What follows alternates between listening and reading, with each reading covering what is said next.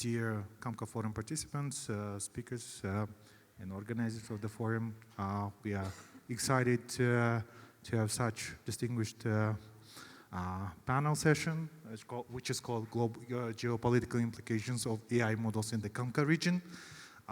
Let me start with a few interesting things. As you see, I hope you all enjoyed your coffee and grab your water. And you see that we are enjoying a wonderful natural mineral water Millennia here. That's 300 millimeter, and which is quite enough to produce about 1,000 word email by by AI models, or to produce about 10 images. If, let's say, if you are making Ghibli portraits, you could make like 10 portraits using similar to the identical to 300 millimeters of water, or make a 30-second or 1-minute video, AI-generated video. So drink responsibly, or use GPT and AI models responsibly. My name is Aziz Soltobaev, and I'm moderator of this session. I'll briefly introduce myself. I'm the fellow of Rumsfeld Foundation Spring 2014. Technology expertise, 20 plus years in Central Asian region, primarily in commerce, technology, digital entrepreneurship, startups. Over the last 6 years, I'm focused on developing AI solutions and in leveraging the AI policy in the region, and basically in generally in the global south.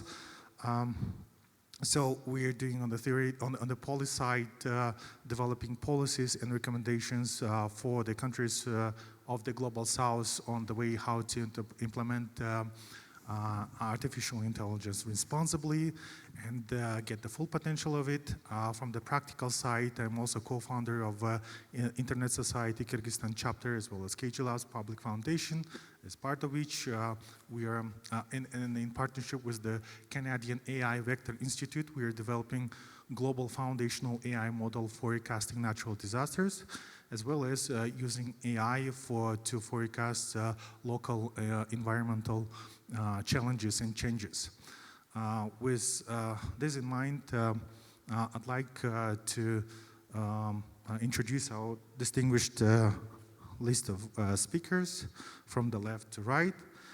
So first of all, our first speaker is Julian Mueller-Kaler. He's a director of the Strategic Foresight Hub and the Executive Office at the Stimson Center, and also serves as a Chief of Staff to the President and CEO. He researches global trends, evaluates the implications of emerging technologies on society and politics, US-China relations, and as well as the future of the liberal international order. So before joining the Stimson Center, I know him personally for a while, like for 4 years.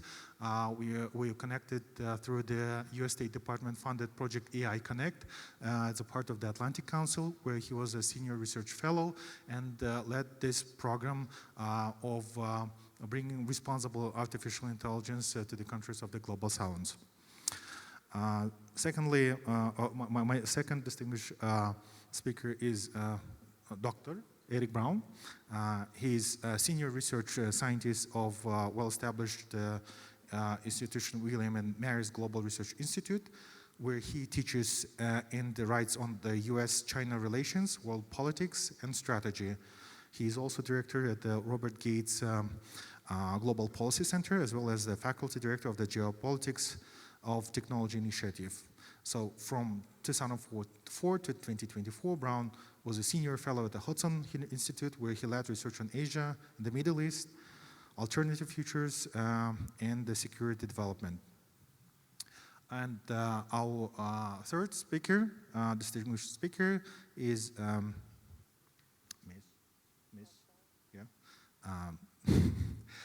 one sec. Bolor-Erdene Battsengel. She is the CEO of AI Academy Asia. As Mongolia's first Vice Minister of Digital Development, she launched the e-Mongolia platform, digitizing 1,500 public services. Bolor founded Girls Code to empower girls in STEM. Her work in AI education and digital inclusion has earned international recognition from outlets like Time, CNN, and the Financial Times.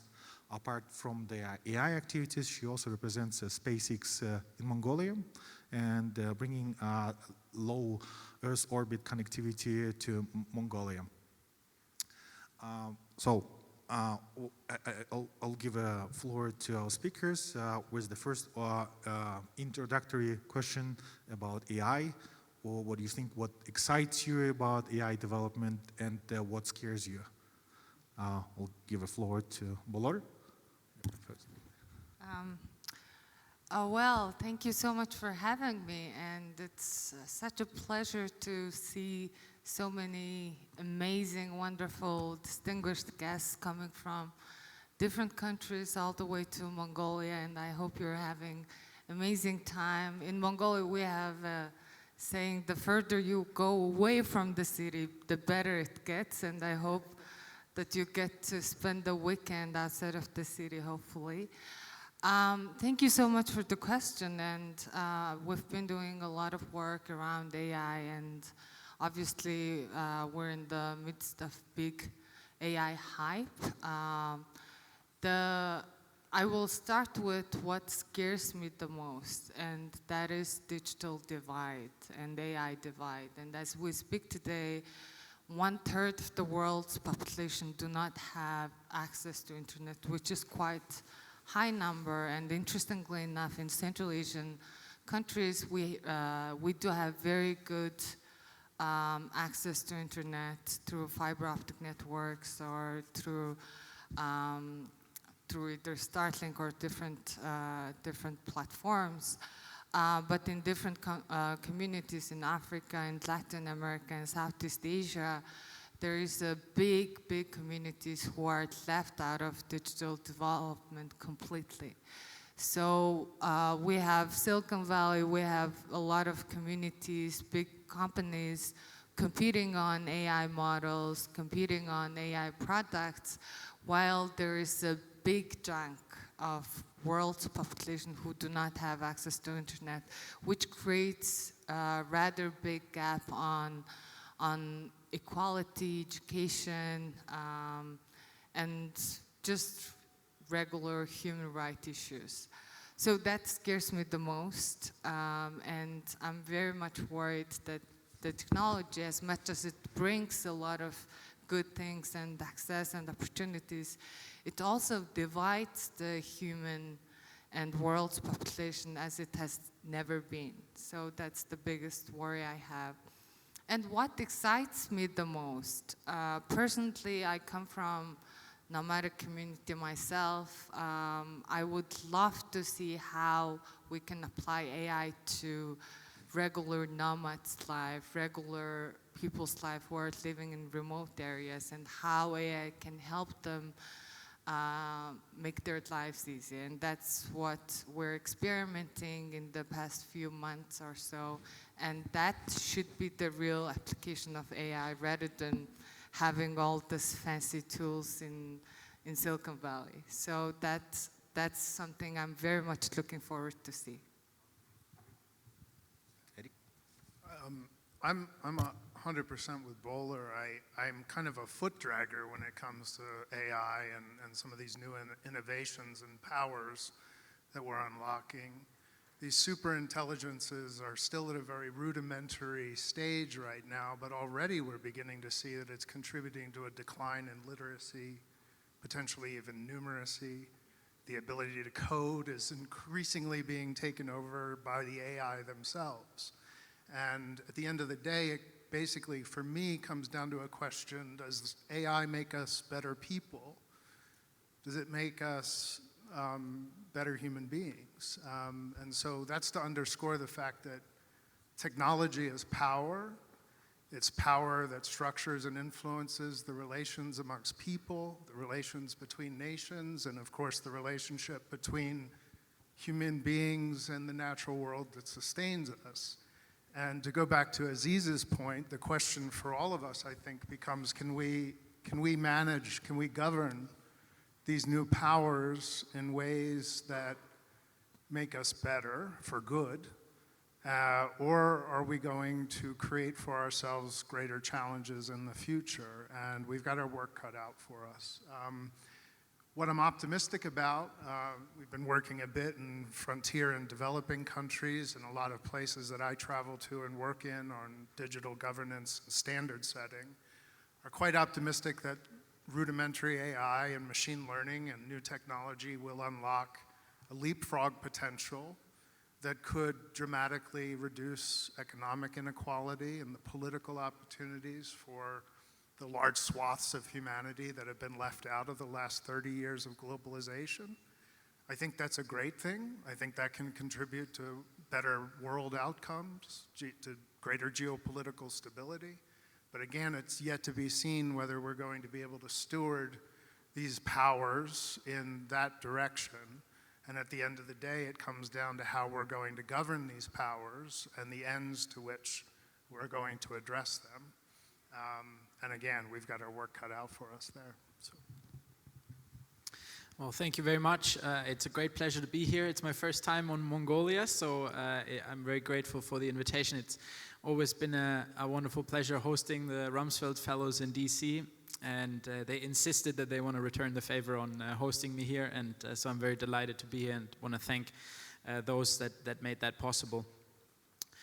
I'll maybe start with the excitement. I think that emerging technologies, first and foremost AI, are going to have huge potential when it comes to, fighting disease, particularly in the healthcare sector, diseases that in past times have basically been sentences of death might be overcome. So I think the benefits in that area of individualized medicine are just going to be incredible, and I think that's very exciting. Will help overcome a lot of pain and suffering. On the challenging or worrisome part, I fear that the nature and the pace of change that we see, particularly with emerging technologies, is sort of too fast for societies and governance structures to adapt.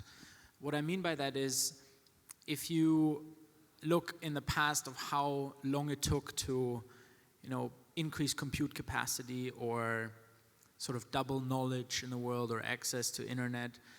And we basically are in this exponential growth phase where it now is a question of weeks and months when large language models get better, when technological capabilities are getting better. And I agree entirely with what you were saying in the sense of ultimately those are questions that define humanity, that define people, right?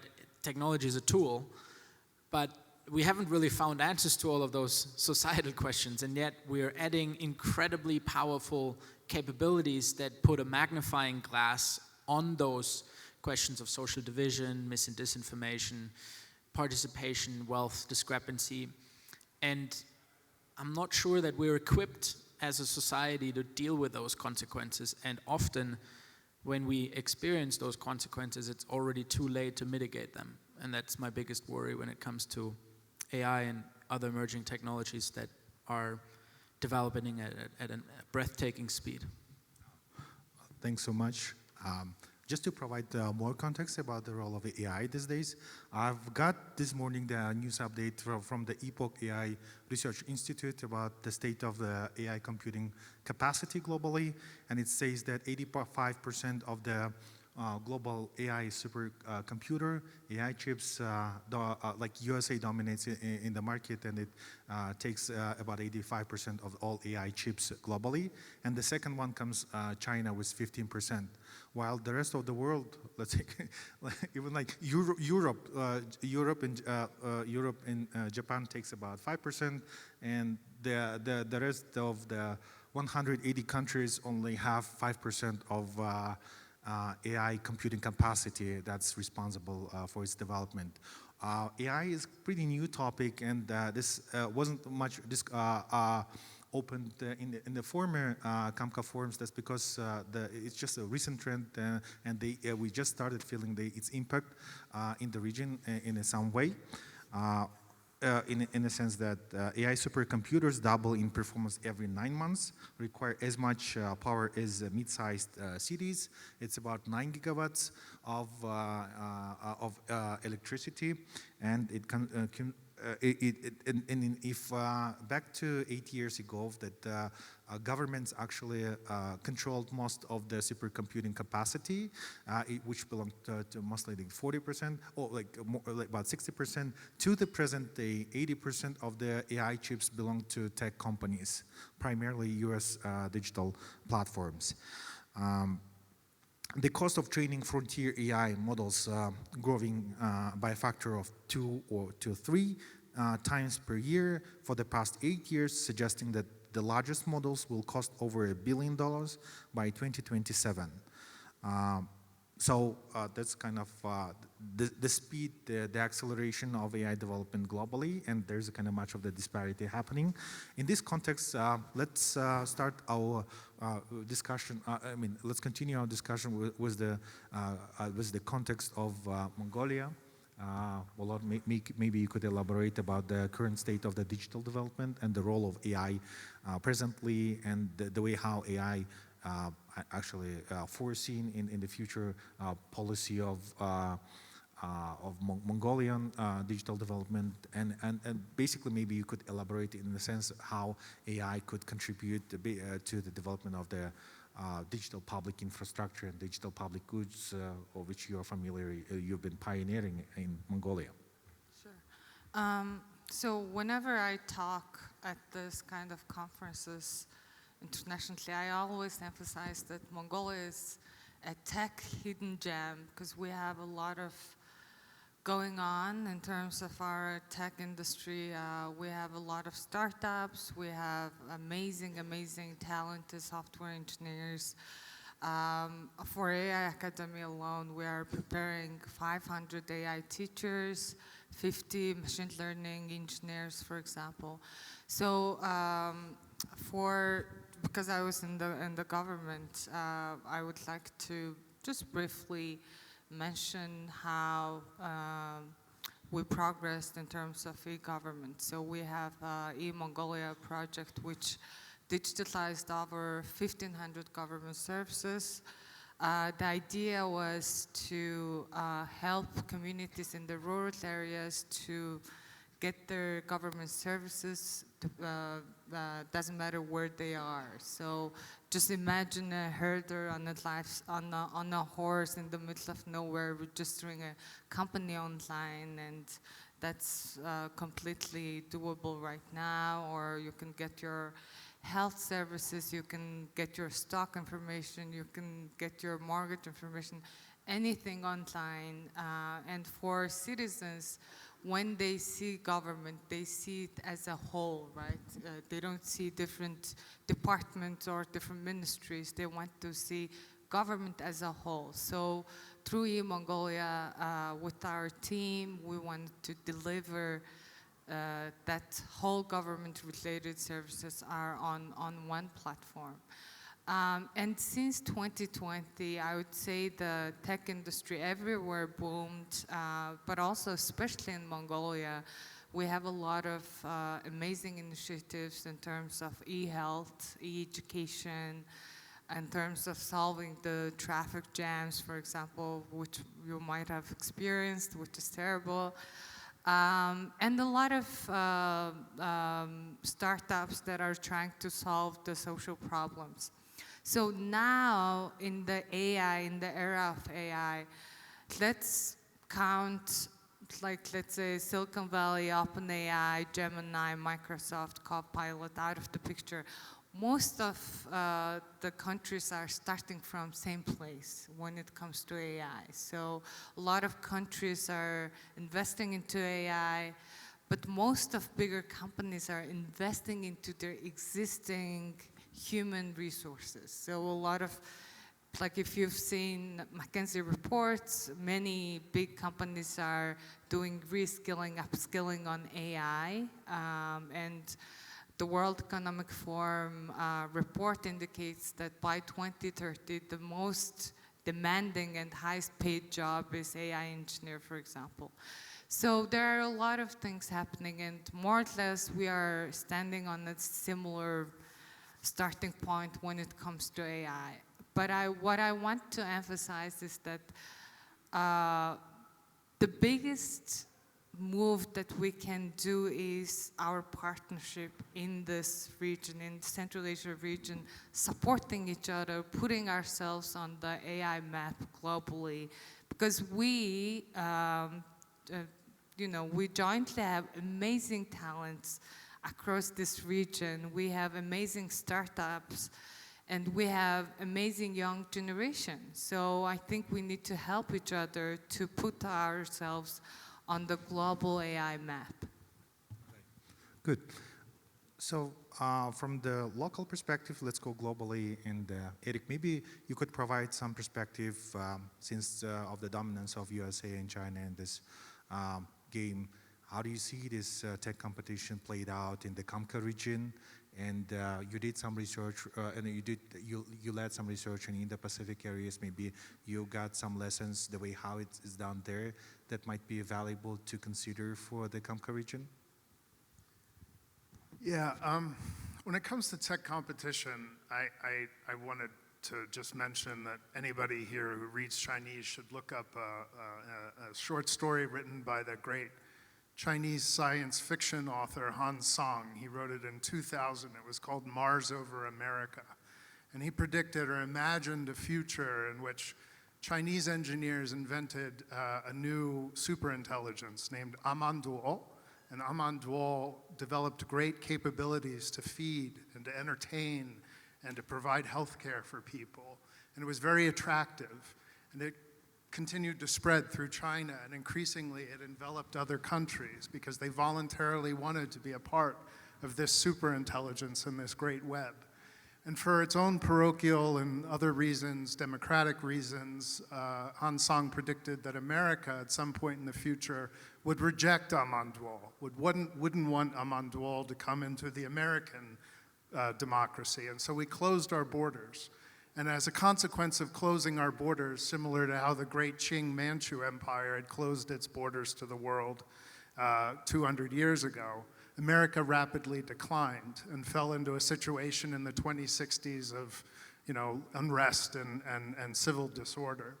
And I think that this story is really fascinating because it underscores something that the historian at Yale, Paul Kennedy, had said, that technological competition and the rise and fall of powers is just not simply about innovation, but it's fundamentally about diffusion and whether or not a technology can become a general purpose technology that other countries can put to their own ends, that can use for their own purposes, can reinvent and make it work for them.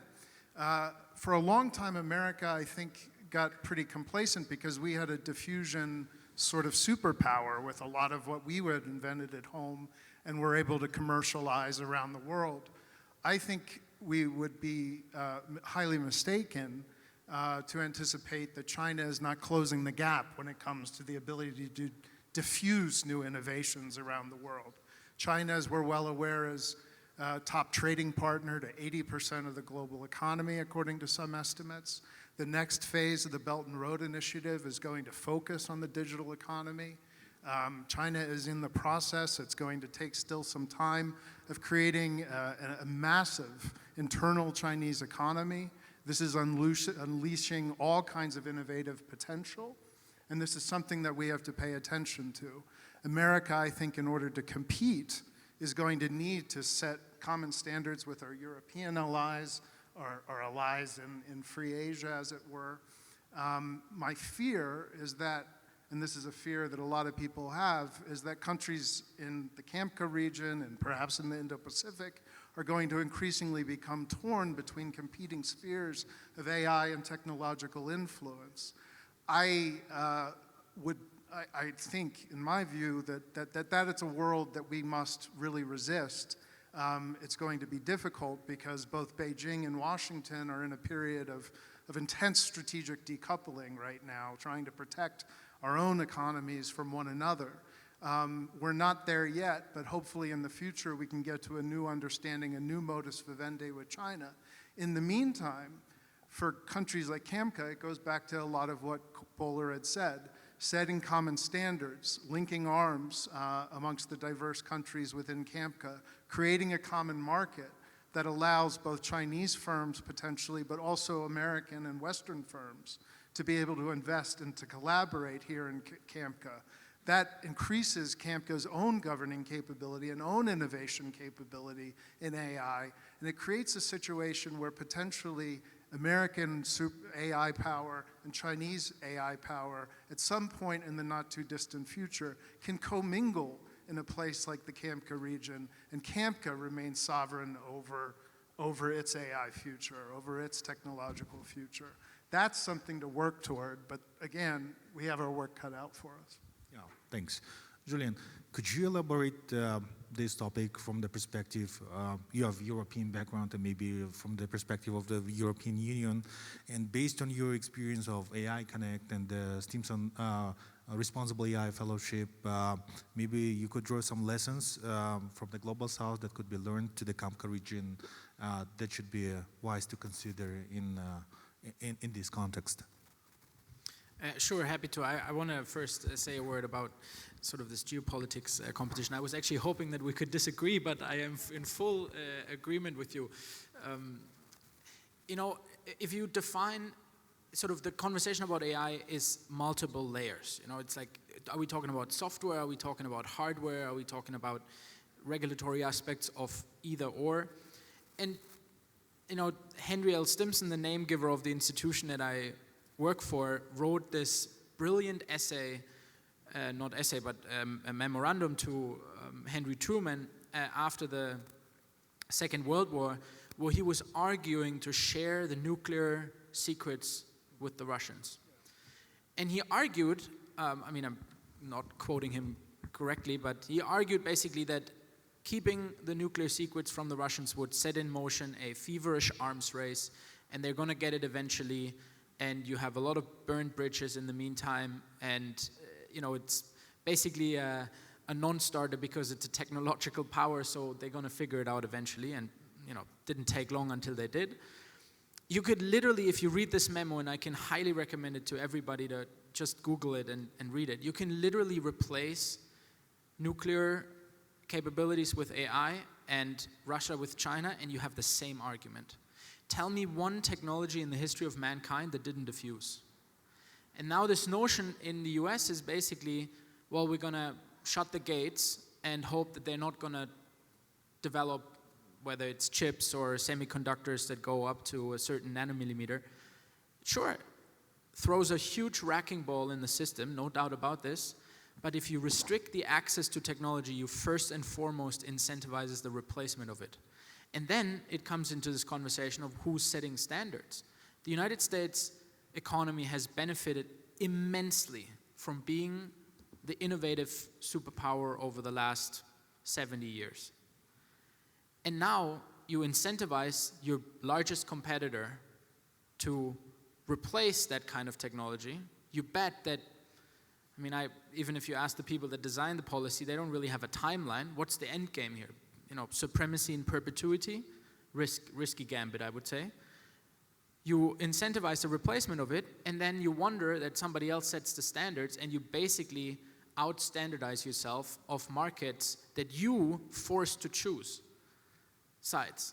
I unfortunately have not heard a single convincing argument of why that is a good strategy.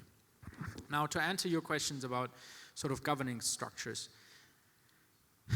obviously, if we define, you know, I mean, we first have to define AI, right? The best definition of AI of intelligence that I've ever heard comes from a professor during undergraduate who said intelligence is the ability to make decisions in the area of non-knowledge. So AI is actually the exact opposite as of now. Maybe it will in the future be truly intelligent, but now it's pattern recognition. And the reason I'm saying this is because, of course, the large language models and the AI capabilities that we develop heavily depend on the data that they use for that very pattern recognition and regression analysis at the end of the day. So from a Global South perspective, most of the data upon which those models are trained are data that come from Western countries, that come from Western data sets that have the English language. So there is an incredible cultural insensitivity to those models that do not reflect the entire complexity of those that ultimately consume the technology. And I think that is a very big challenge of how do you have, if you are employing basically it as a general purpose technology, how can you make sure that those that consume the technology also have a say on how it is developed? Because ultimately, otherwise you would end up in a model where it's basically just a subscription service, and then you have a bunch of monopolies developing that technology based on their standards, based on their data aspects and so on and so forth, and the rest is sort of just consuming it without having a true impact. And I think this is with initiatives that we were doing and initiatives that others are leading. It's an attempt to get those that are ultimately affected by that technology at the table so that they can influence on how that technology that they ultimately consume is being made. Oh, okay, thanks. Just coming with the update news that we got this morning and considering today's discussion, I got this question, which was not actually planned, but in the context, there have been, over the recent years, there have been two types of the governance structures that might be potentially imposed in order to govern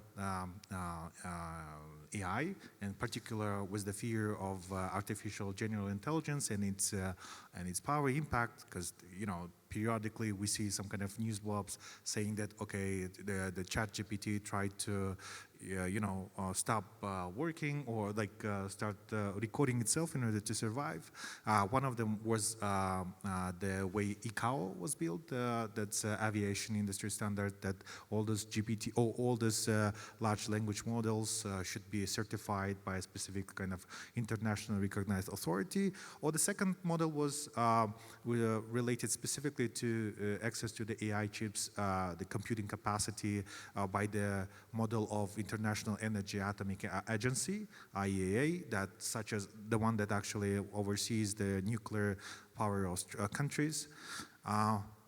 Bearing this in mind, what do you think, what kind of, should there be any kind of international governance structure that would be imposing or some kind of standards, rules for the AI development due to the fact that society is not keeping up with that development, or you have alternative vision for that? And what might potentially CAMCA region do? Question for everyone. I can take the first one. So in terms of ethical use of AI and regulating AI, it has been a big headache for policymakers everywhere. And I think the EU AI Act was the first attempt to regulate AI. Unfortunately, the technical capacity of the existing government institutions is really hard to monitor and track down the ethical use of AI. But on the other hand, we can go back to 10 years' time when the social media was having its moment, right? And Facebook and Instagram, TikTok, or Twitter, all these social media platforms were taking off. And the biggest problem that the social media platforms did was lack of cooperation in terms of promoting human rights, in terms of preventing from cyberbullying, cyber harassment, cyber abuse, etc., etc. And if you see the Myanmar case, for example, until there was a civil war, Facebook did not have a Myanmar-speaking dedicated person in town, which was how ignorant of them to do the takeoff, serve the country and operate in the country, but do not have Myanmar-speaking person dedicated to that country, for example. So the biggest worry at this point is how do we ensure the ethical use of AI when we are repeating the same mistakes all the social media companies were making, which was lack of cooperation. So now we see OpenAI, for example, their activities on digital inclusion is really, really poor. They haven't done really much, really nothing on on AI inclusion, for example. Obviously, they've been lobbying a lot in terms of AI regulation, ethics of AI. And by the way, one fun fact is ChatGPT hallucination is 37%.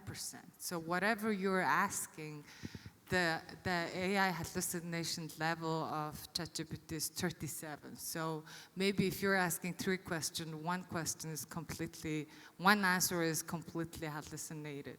So we see a lot of people making their important life decisions from asking ChatGPT, for example. So the message here that I want to deliver is that the biggest key thing is we need to reskill, re-educate, upskill our kids, our employees, our people on AI, and make them understand the risks and ethics of AI.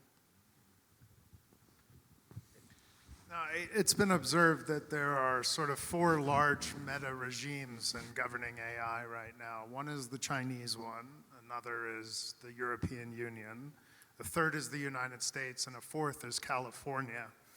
And it reflects the fact that the American system, this is how we innovate and sort of govern things. Things are working up through state legislatures and so on and so forth to become national policy, and we're sort of slow off the mark in terms of innovating. China, on the other hand, has been innovating, both in its innovation system, its innovation ecosystem, and also in its diffusion, as I mentioned. The problem is that in China, there are very few constraints on data and who owns it. In fact, the Chinese Communist Party effectively owns all data, and it is actively hoovering up, vacuuming up data in far-flung places around the world. Now that is, I think, in a way, giving China a certain kind of innovation edge. But as an American, I mean, it's part of the American ethos to sort of fear large concentrations of power. And I worry that not only does this lend itself to potentially greater abuse of AI in China, but it could also lead to the creation of superintelligences that might actually slip the party's own control. And so these are things that we need to worry about. Unfortunately, I think geopolitical realities has rendered bodies like the United Nations somewhat obsolete when it comes to large security and economic statecraft and technological issues. I do worry that we're going to have a bit of a catastrophe before we're going to sober up as the nations of the world and start to think about how it is we're going to collectively think about governing these new powers. I keep thinking about Mustafa Suleyman, who wrote this book called The Coming Wave, and he talked about the need for state nations to bind together, with respect to certain technological innovations and to impose moratoriums on certain kinds of research. And I suspect that in the next decade or so, there will be more of a community of interest in those kinds of proposals. What those international governing structures look like when it comes to governing new innovations, I can't really comment on that. But we are certainly going to have to think about what these powers mean for future governance and new structures. Well, I mean, it's, I think, fair to say that the US also doesn't have a privacy law, right? So I wish they had, otherwise I wouldn't get that many spam calls every single day. But we do have our corporations, which are oddly protecting us and still subject to American law. So, but yes, they are selling our data left and right. I think when you talk about regulatory aspects, I mean, what are we actually regulating, I think is a very fair question, right? So if you compare it to the International Atomic Agency, you can go to MIT, you can go to any other place and learn how to build a nuclear weapon, theoretically. You can even sort of buy the tools. The one thing that the international community restricted was the enrichment of the material necessary to build it. Now, if you use that analogy again, because it's often made with regards to AI, at the end of the day, it's mathematics. Now, those AI models, they're not even that complicated in its pure mathematical form. It's a huge regression analysis. And the data is sort of the uranium or plutonium that you use to stay with that analogy. Now, it's incredibly hard to basically restrict the use of data. It's almost impossible, particularly if you try. How do you prevent China from collecting the data from its citizen? Impossible. So the debate then has basically gone back to the hardware. So it's as if you were to restrict who learns how to build a nuclear weapon. And that kind of comes back to this fundamental question of if all of those emerging technologies are at the end of the day a consequence of mathematics, natural science, physics, you cannot really regulate it. So then that means you have to regulate the applications. And I think this is where the debate ultimately is going, because the debate in the US right now is everybody's saying, okay, we can't be regulated because of the competition with China.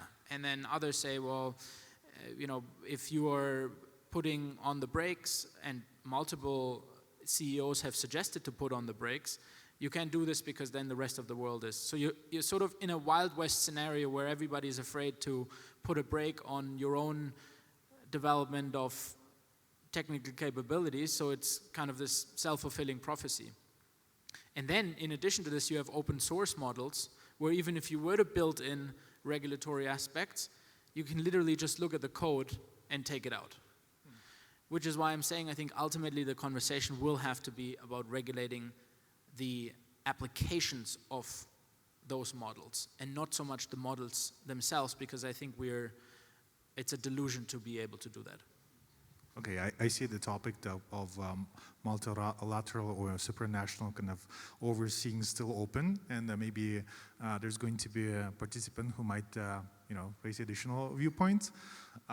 So I just provide two more context about it. The open AI development had actually dramatically changed from the models of ICAO as well as IEA with the opening of this DeepSeek model.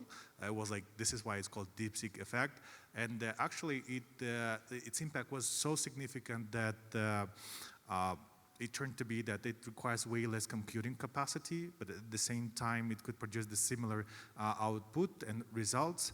That the discussion that we had, we've been with Julian attending the Paris Summit for AI Action, the discussion which actually stressed by J.D. Vance and Kate Stramer switched from AI safety, like making that setting up guardrails for AI development to the AI security, which makes more the focus on the more hawkish style in order to use this AI as much as possible.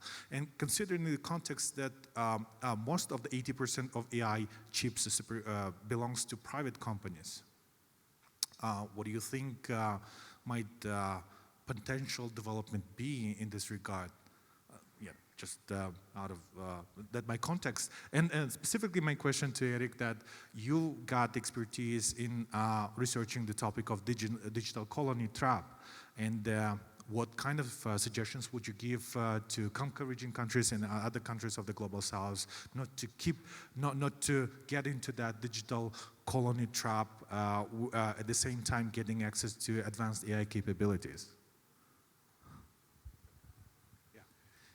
Yeah, listen, I mean, 10 years ago, I remember being in Kazakhstan and looking at Huawei unfolding its early 5G telecommunications infrastructure, and the statement came to mind. In the U.S., there's a statement that says you should never play pool with somebody that brings their own stick.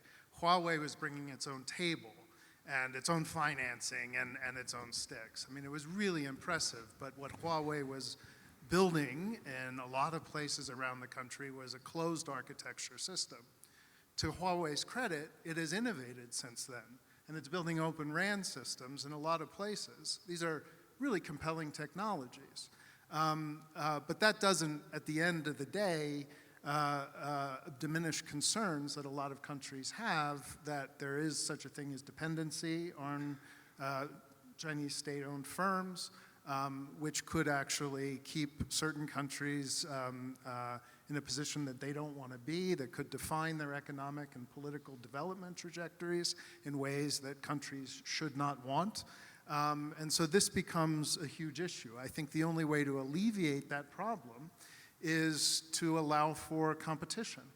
Honestly, the competition is only best secured through what is the subject of the next panel here at this forum, the institutionalization of CAMCA, the creation of a huge 100 billion person market, as it were, in greater Central Asia that connects to Eastern Europe and the Asia Pacific is, in my opinion, a great grand strategy for ensuring that CAMCA does not become digitally dependent on any one country and has the most amount of freedom to define its own digital future.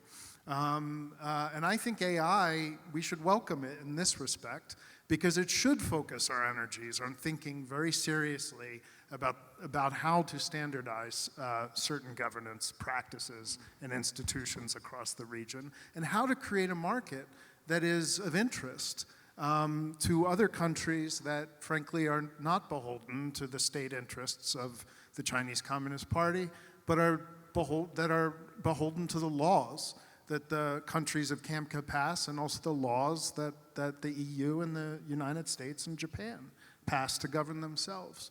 So that, in my opinion, is the best way to avert digital colonialism and unwanted dependence. Okay, great. My hopefully last question, and maybe we could take more questions, would be related to the fact that, or just continuing our story of DeepSeek. Initially, DeepSeek made a kind of big success, and it was actually not much censored in the sense of for some specific questions related to its origin. But the second and the next versions of DeepSeek were quite already censored in the topics that were against or very sensitive to the leadership of Communist Party of China. That means that the one who controls those AI models practically on the back end of the model defines what you would get as an output and the way it's going to shape your viewpoints and understanding of the global perspective on digital platforms. What my question would be that we still see over the recent year, 12 months probably, that leading those tech companies, despite the fact that they're seeding 80% of the AI chips, they are laying off, they're displacing humans by AI, in specifically writing code. Like so that for instance, Satya Nadella and other CEOs mentioned that like almost 30% of the code had already been written by AI, and I still believe that with its development, more people would be displaced or laid off, let's say, in US and developed countries. While countries of the CAMCA region are actually putting stress on developing technological, high-tech parks, tech talent in countries, which comparatively to my calculations, it's going to be the same cost for either using AI code in order to get the same output, or per hour, or getting or hiring team in the countries of CAMCA region. Bearing that in mind, what kind of recommendation would you give to CAMCA region as a region and countries in order to, let's say, not to be affected by labor shifts, save jobs, and let's say benefit from the future AI development? Bolor? Sure. So the politically correct answer that comes from Sam Altman or Jensen Huang or any of the AI big names is AI is not going to steal your job, but a person who can work on AI will steal your job for sure. So that's the answer, politically correct answer. Politically incorrect but harsh answer is yes, AI will definitely steal your job, especially if you do repetitive tasks like accounting or I don't know, registration or whatever, right? So as much as AI is stealing jobs, I think it's also creating more opportunities. And now we're already too late to stop the AI development, which is It's like every day there's 1,000 new AI products on the market. So it's really hard to slow that down. But the best approach for us would be to really invest into our people, especially younger generation. From September, 1st of September this year, China is legalizing AI classes from the elementary school through all its public schools. So one of the things that we're looking at in Mongolia is that how do we ensure that our kids, our young generation is getting high quality STEM education, but also learning about ML, algorithms, AI engineering, for example. So within AI Academy Asia, one of the projects that we are doing is to prepare 500 AI trainers across the country who will go back to villages and communities and teach AI. So yeah, I mean, I think it will take a bit longer time than everybody's saying in terms of losing our jobs to AI. The best way is to reskill, upskill, especially for the private sector, to introduce AI to its process to improve the efficiency and productivity, reduce the expenses and increase the revenue sources, et cetera, et cetera. So in terms of efficiency, we have seen amazing results by introducing AI. So at this point, really, we cannot stop the AI development and its pace of speed. And the urgency would be to teach ourselves AI, how to use AI, how to build your own model, how to use your agentic AI, how to create your own AI assistant, and how do we constructively introduce AI algorithms and AI science into education system. I think the debate about this needs to be broader than just on an individual level. If you look at past economic transformations in history, right, starting from a agricultural-based economy to a production-based society to a service-based society and now automation that is changing it.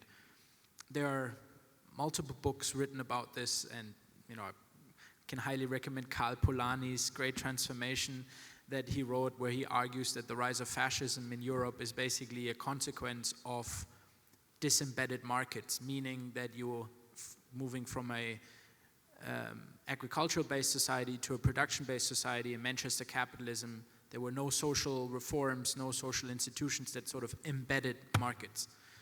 I think you can make the same argument based on the last economic transformation from a production-based to a service-based economy. A lot of the populist resentment and sort of the politics of loss that you're seeing in Western democracies has much more to do with that than with globalization. Sure, production-based economy moved elsewhere, but it first and foremost transformed to a service-based economy. If you look at the German economy, the US economy, it's not a production-based country anymore. It's a service-based economy. And in the service sector, there were no real social market reforms. An Uber driver basically lives in Manchester capitalism. If he or she is sick in the morning, there are 100 other Uber drivers to drive. And think about how long it took in the production-based economy for those social market reforms, collective bargaining rights, insurance systems, and so on and so forth. And now we're living through the shock of the last economic transformation, and we're on the brink of yet another one that will require us to fundamentally rethink the way that society works, the way that our taxation system works, for instance. In a production-based economy, it made a lot of sense to provide a tax incentive for a company because the company hired people, they consumed, they built families, they sent their kids to school, they created society.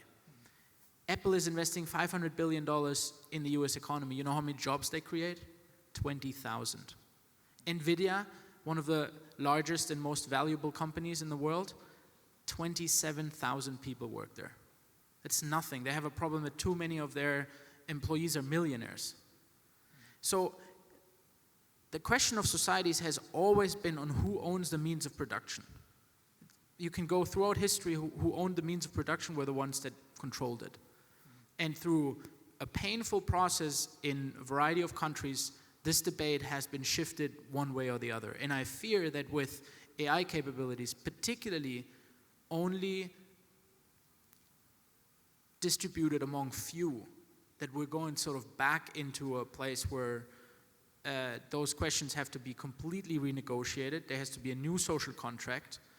And we as societies have to define the value of work, what sort of jobs cannot be replaced, elderly care, teachers, all sorts of things. Wonderful if you can provide value and add value to them. But if we're basically just having the old model and then using AI agents to do that job, I think it's going to be a recipe for disaster, unfortunately. Okay, great. I'll be very quick because I know we're out of time. I agree with everything that was said. I mean, listen, we're inventing these oracles, as it were, that can help us to cure disease, to minimize environmental catastrophes, to help to ameliorate social and economic inequality, to conserve water, to improve environmental and all kinds of social outcomes.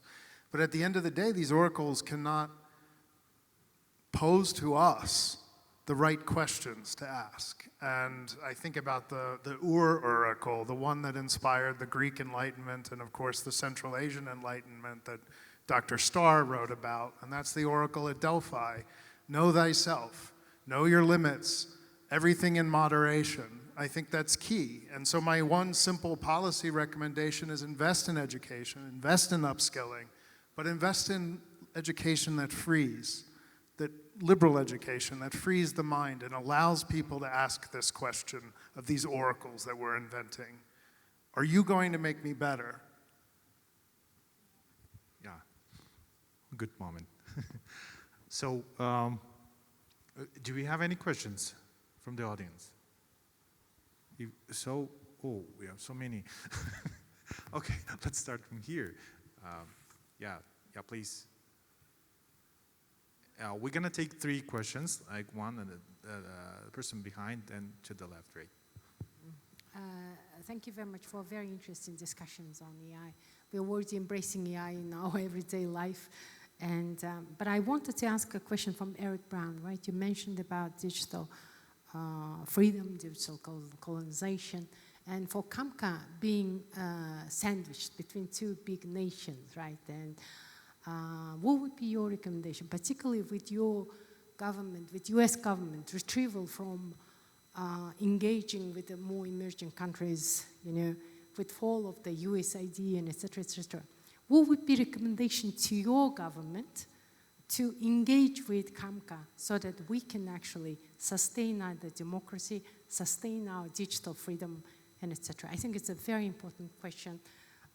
For Julian, if you don't mind giving specific recommendations on how we actually can, you know, bridge the gap of, you know, we are at the highest level of wealth divide, you know, with the loss of jobs, with AI substituting other jobs. What would be your recommendation? How CAMCA leaders, whether it is a private sector or public sector, can set their strategies to create more work for this another 6th revolution, right? And you were talking about all these very interesting books, but I read in economics, and there was 2 hypotheses raised probably 10 years ago. What they said is that with AI, we might become a very wealthy countries when we are engaged in arts and history, and etc. Or we can become very poor country, like in science fiction movies, right? So I think it's this discussion is about how we can actually make life better for everyone, and how we can defend our democracy in this invisible, let's say, you know, mechanism of digital and AI, you know, invisible entrance into our daily lives, and et cetera, invisible, you know, entrance into our minds, and et cetera. Thank you. Yeah. I mean, your question for me is a very interesting and complex one, and I'd be happy to speak more about it after this panel is over. I mean, we're struggling at home trying to figure out how to unlock our own ability to be a good partner to countries like in the CAMCA region and all over the world, frankly. President Biden and Secretary Raimondo were experimenting in the last administration with export controls, which originally, as they were rolled out, were obviously designed not to transfer militarily relevant technology to Russia or to China. Toward the end of the Biden administration, they were experimenting with how to use export controls along with development finance, along with other tools to be able to incentivize greater trade and techno-economic innovations with all kinds of different countries. The Trump administration is moving in a different way, and it's not quite clear where they're going to end up. I know that the debate in the US Congress is that, for example, the Development Finance Corporation, which was developed during the first Trump administration to help de-risk private sector involvement in different kinds of potential partners around the country. The debate in Congress is to double their annual portfolio, potentially even triple it, up to $120 billion, $180 billion in the next 4 or 5 years. And again, DFC is designed to help de-risk greater American investment and private sector involvement in different countries. So this goes back to what I tried to say earlier. I think the best strategy for preserving your democracy is to create a larger market, because American investment, American technological wherewithal is going to flow into where it sees opportunity. That's just the basic reality. The American government can only do so much.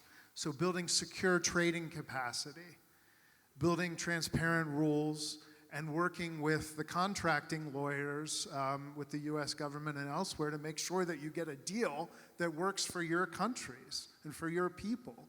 And frankly, American companies are beholden to the contracts that they sign, in principle. And so this is the kind of stuff that needs to be done, and it's going to be complicated. We try to work very closely with our close ally, probably, in my opinion, our most important bilateral alliance, Japan, on all sorts of technological innovation. But one of the ceilings that we continue to hit is that Japan doesn't have as many lawyers as America has. And so we struggle with developing the contracts and the vehicles to co-innovate. This is going to be a challenge, but we have to work through this and figure out new ways of taking risks and working together. But I do think CAMCA United is extremely attractive, extremely attractive. And I do think American private sector and ingenuity will want to operate here in the years to come. Okay, very, very briefly. What I mean with this argument, and to give you a concrete example, ultimately I think that it will be a taxation question. The reason why tax incentive made sense is because the more you produce, the more people participated in that production. Now, if that is no longer the case, you need to think of completely different taxation models. Now, if you were arguing for a robot tax, for instance, then people always come and say this is hampering innovation, which I think is a fair argument. So you have to make sure that, for instance, investments, money that stays within the system is tax deductible and so on and so forth. But you know, there are so many ways that you could, basically the question is just how do you ensure broad participation in wealth generation? And the Ford model was that the more cars you produce, the more people were employed. Now, the more economic output is being generated does not necessarily mean that there are more people employed. And that is the ultimate question that needs to be addressed. I think the most effective way would be through taxation. As a matter of fact, if you speak with US officials behind doors, they say that some part of that tariffs and export control scheme is because they can't pass their own taxation system within the United States. So it is, I mean, almost Trump calls it a foreign tax, very much so with the idea of making products that come from outside more expensive to offset the labor costs in that sense. But I'm also, on a critical note, I'm not sure that a completely unregulated capitalist system will be able to address that. That's, you know, in America it would be called a socialist for arguing like that, but I just don't see a model in which there need to be some sort of social market economy that looks at distributive policies that you can not necessarily just give out as government handouts, but decrease the sizes of classrooms, social workers, elderly care. There's so much potential where you can actually create work with that money instead of just giving it out through programs that then would hopefully increase social acceptance for that redistributive policies. Thanks so much. In this remark, we need to wrap up our session because we're short of time. We had some confusion with our timer right here. So thanks so much for attending this session. Thank you for such a distinguished, really kind of a remarkable discussion, panel session. And we have still questions. I believe we could ask and talk about it on the coffee breaks. Yeah, thank you. Aziz.